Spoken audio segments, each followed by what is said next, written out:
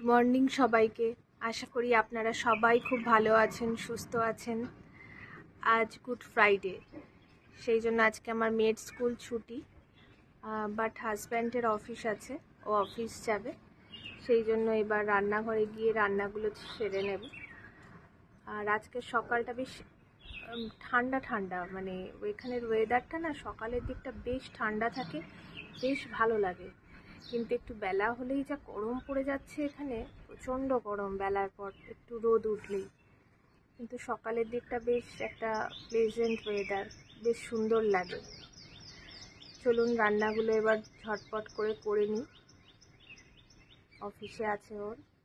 আজকে একটু পটল চিংড়ি সাঁতলানো করব, অনেক দিন খাওয়া হয় না। এটা খেতে খুব সুন্দর। এই রান্নাটা একটু একদম ইজি প্রসেসের রান্না, আর খেতেও বেশ সুস্বাদু, ভালো লাগে খেতে। চলুন আপনাদেরও দেখাই কিভাবে এই রান্নাটা করি। এই রান্নাটা আমার মা খুব করতো ছোটবেলায়, আমরা এটা খেতে খুব ভালোবাসতাম। ছোটবেলায় কি, এখনো ভালোবাসি। তার জন্য পটলগুলোর গাটা একটু সামান্য আঁচড়ে নিয়েছি, মানে খোসা ছাড়াইনি, জাস্ট গাটা একটু হালকা হাতে ওই ছুরি দিয়ে ঘষে নিয়েছি। নিয়ে এই রকম করে পটলগুলোকে আমি কেটে নিয়েছি। আর এখানে একটু চিংড়ি মাছ বার করেছি। এই পটল চিংড়ি সাঁতলানোটা করার জন্য চিংড়ি মাছের মাথাগুলোকে বাদ দিয়ে দিয়েছি, আর শিরদাঁড়াগুলোকে সব বের করে নিয়েছি। এই পটল চিংড়ি সাঁতলানো করার জন্য এই বাটিটা নিয়ে নিলাম। এই বাটির মধ্যে পটলগুলোকে আমি দিয়ে দিয়েছি, সমস্ত যে পটলগুলোকে কেটে রেখেছিলাম এই পটলগুলোকে দিয়ে দিলাম, সাথে দিয়ে দিলাম এই চিংড়ি মাছগুলোকে। এখানে 500 গ্রাম মতো চিংড়ি মাছ আছে, আপনারা চাইলে একটু বেশি পরিমাণেও দিতে পারেন। এইগুলো দিলাম।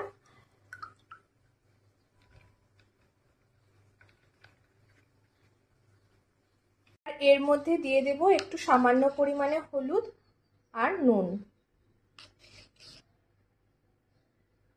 এটা খুবই সহজ প্রসেসের রান্না, এটা আপনারা বাড়িতে ট্রাই করতে পারেন। এটা করতে কোনো রকম খাটুনি নেই, কিন্তু খেতে গরম গরম ভাত দিয়ে এটা খেতে অসাধারণ লাগে। এই যে জলও দিয়ে দিলাম, জল দিয়ে এটাকে আমি সিদ্ধ করতে বসিয়ে দেব।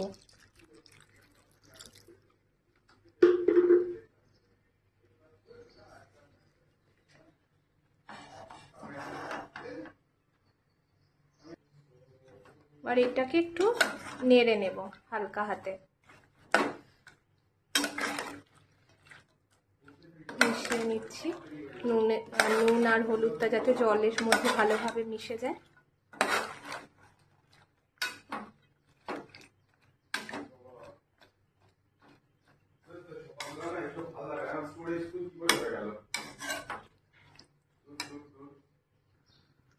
এর মধ্যে সামান্য পরিমাণ তেলও দিয়ে দিলাম। আর এটা যখন হয়ে যাবে তখন আমরা এটাকে আরো একটু ভালো করে তেল দিয়ে মেখে নেব।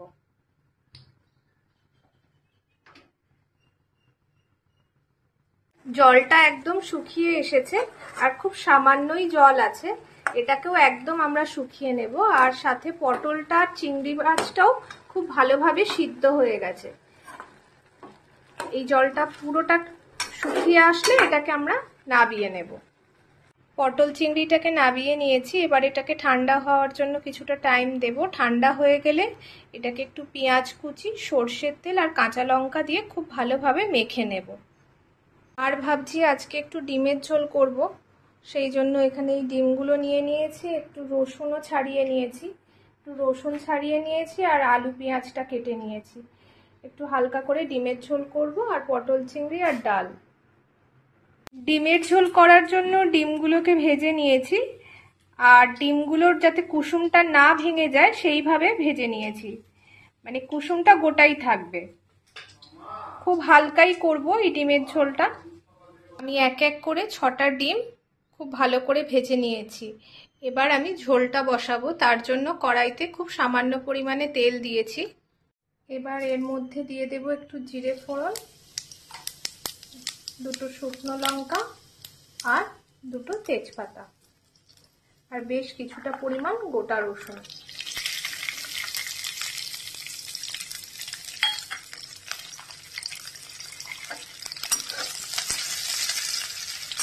আর এর মধ্যে দিয়ে দেব এই আলুগুলোকে আর পেঁয়াজগুলোকে আমি একটু গোটা গোটা করেই কেটে রেখেছি। এটাকে দিয়ে সামান্য একটু ভাজা ভাজা করে নেব। হালকা ভাজা ভাজা করছি, তার সাথে এর মধ্যে এক এক করে আমি মশলাগুলোকেও মিশিয়ে দেব। প্রথমে দিয়ে দিলাম হলুদের গুঁড়ো,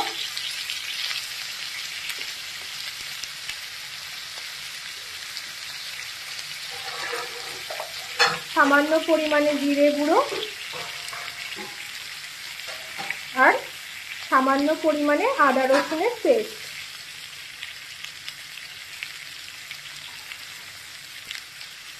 মশলাটা একটু সামান্য ভাজা ভাজা হয়ে গেছিল, তারপর আমি এতে জল দিয়ে দিয়েছি। এবার জলটা কিছুক্ষণ ফুটতে দেব, তারপর এক এক করে আমি ডিমগুলোকে এর মধ্যে দিয়ে দেব। ডিমগুলো এক এক করে দিয়ে দিচ্ছি।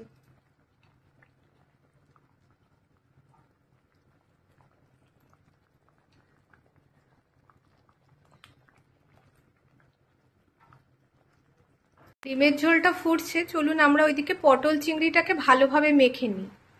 পটল চিংড়িটাকে ভালোভাবে মেখে নেওয়ার জন্য এখানে আমি পেঁয়াজগুলোকে খুব ভালো করে কুচিয়ে নিয়েছি আর দুটো লঙ্কাকে খুব ভালো করে কুচিয়ে নিয়েছি আর একটু সর্ষের তেল নিয়ে নিয়েছি। নুনটা যেহেতু আমি সিদ্ধর সময় দিয়ে দিয়েছিলাম, সেই জন্য এখন আর দেব না। যদি মনে হয় টেস্ট করে একটু দেখব, যদি মনে হয় কম লাগছে তখন অ্যাড করব, আগে দেব না। এবার এইগুলোকে আমি ভালো করে এর মধ্যে দিয়ে মেখে নেব।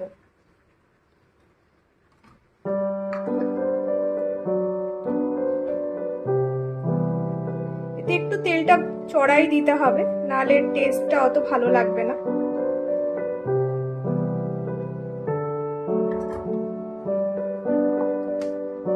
এবার এতে আমি দুখানা পেঁয়াজ নিয়েছিলাম।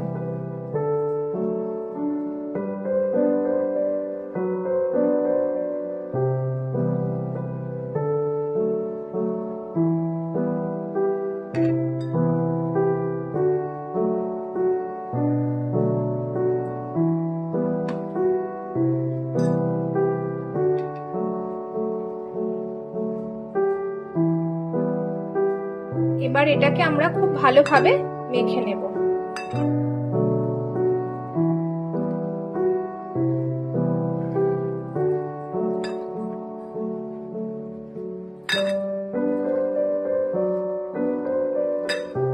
এটা খেতে খুব সুন্দর, এটা ঝঞ্ঝাটও নেই, ঝামেলাও নেই রান্না করতে। এটা আপনারা বাড়িতে অবশ্যই একবার ট্রাই করবেন আর খেয়ে আমাকে জানাবেন কেমন লাগলো।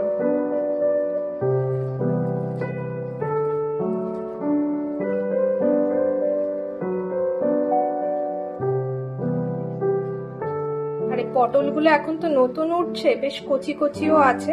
কচি পটলে বেশি ভালো লাগে খেতে। পটলের দানা হয়ে গেলে আবার দানাগুলোকে ছাড়াও ফেলে দাও, এইগুলো থাকে। যেহেতু এখন পটলের দানাগুলোও একদম নরম।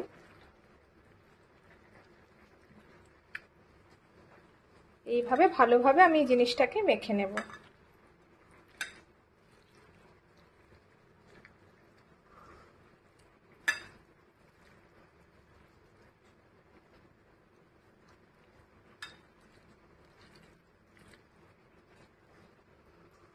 আমার রান্নাও মোটামুটি হয়ে গেছে, এটাও মাখা হয়ে গেল। ওইদিকে ডিমের ঝোলও প্রায় হয়ে এসছে আর ভাত হয়ে গেছে আগেই, ভাত করে নামিয়ে নিয়েছি। চিংড়ি মাছগুলোকে একটু চিপে চিপে ভেঙে দিচ্ছি, তাহলে পুরোটা বেশ ভালোভাবে এর মধ্যে মিশে যাবে।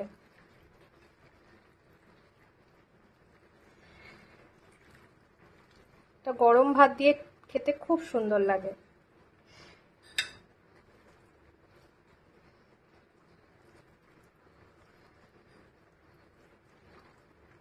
মাখা কমপ্লিট।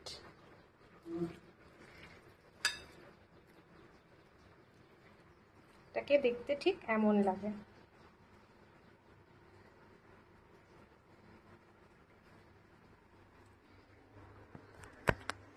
আজকে লাঞ্চের জন্য রেডি হয়ে গেল হালকা ডিমের ঝোল আর পটল চিংড়ি সাঁতলানো, পটল চিংড়ি মাখা। এই বিছানাগুলো এবার তুলবো, মেয়ের বই খাতাগুলো এখানে আছে, পড়ছিল এখানে বসে। আমি বললাম যে ওই ঘরে যা, চলুন তো আস্তে আস্তে গিয়ে দেখি কি করছে, আদৌ পড়ছে কিনা। এই দেখুন ওর কাণ্ড দেখুন, দেখতে পেয়েছেন? ও আপন মনে নেচে যাচ্ছে, খাটের উপরে বই খাতাগুলোকে রেখে আপন মনে নেচে। এই তোর কি ব্যাপার, নাচছিস কেন এখন? খাটের উপরে সমস্ত বই খাতা রেখে তুই নিচে নেচে যাচ্ছিস, হ্যাঁ? এখন আমি যেই ক্যামেরা নিয়ে আসছি সেই দেখে এখন পড়ছি না। ডান্স তো তুলিসনি, ডান্সটা তো তোলা কমপ্লিট হয়নি, পড়াটাও কমপ্লিট হয়নি। কখন কি করবি? কি করলি? খাটটা নিমেষের মধ্যে ঘেটে ফেললি। যা, যখন খাট থেকে নামবি খাটটাকে সেই আগের মতো করে তাই নামবি। তাড়াতাড়ি শেষ কর। কেমন লাগছে পটল চিংড়ি সাতলানো দিয়ে খেতে? খুব ভালো আছে। আর এটা খেতে খেতে কার কথা মনে পড়ছে? হ্যাঁ, দুয়ের মাখাটা একটু আরো ভালো লাগে বল। আমার মাখাটা কেমন হয়েছে বল? ভালো হয়েছে, ভালো লাগছে তো? সবাইকে বল ট্রাই করতে বাড়িতে। হ্যাঁ, আপনারাও ট্রাই করবেন, এটা খেতে সত্যি খুব সুস্বাদু হয়। প্লিজ আপনারাও বাড়িতে ট্রাই করে আমাকে কমেন্টে জানাবেন এটা খেতে কেমন লাগলো। সূর্য ডুবে গেছে, আকাশটা কি দারুণ দেখতে লাগছে, দেখুন কোকিলও ডাকছে।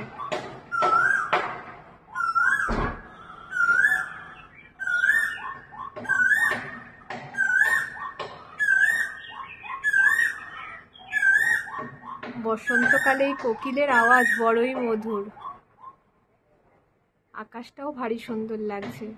চলুন আজকের মতো ব্লগটাকে এখানেই কমপ্লিট করলাম। সবাই ভালো থাকবেন, সুস্থ থাকবেন। আর আমার এই ব্লগটাকে যদি আপনাদের ভালো লেগে থাকে প্লিজ লাইক করবেন, শেয়ার করবেন, আর আমার চ্যানেলটাকে অবশ্যই সাবস্ক্রাইব করে নেবেন। সবাইকে গুড বাই।